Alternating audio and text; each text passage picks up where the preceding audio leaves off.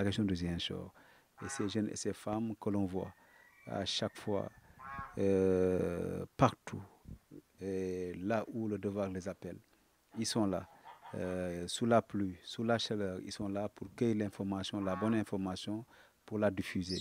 Et c'est pourquoi c'est un pincement de cœur et je lance un appel aussi pour un soutien à cette presse, pour qu'il y ait des groupes de médias au niveau de la région sud, des groupes très puissants, et qu'un soutien soit, une discrimination positive soit envers effectivement cette presse et qui est là dans les conditions difficiles et qui doit couvrir des événements, surtout dans des zones difficiles des fois, des zones enclavées.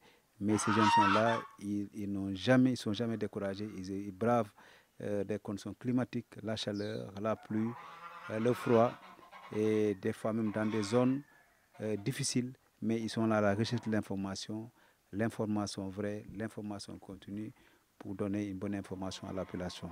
Et c'est pourquoi je plaide vraiment et je demande qu'il y ait un soutien pour un renforcement des capacités en formation, mais en matériel, pour qu'il y ait une bonne information. Parce que la spécificité de la Casamance, sur la région du Ziguinchor, c'est parce qu'on est entre deux pays où ce sont des pays et qui ont des grands groupes de médias. Et donc, qui a une véritable... Donc, on a besoin à Ziguinchor d'un grand groupe de médias et qui peut aussi rivaliser pour donner une information à l'image des grands groupes de médias. Donc, c'est un rêve et je pense qu'un jour, on y parviendra. Et je vous félicite.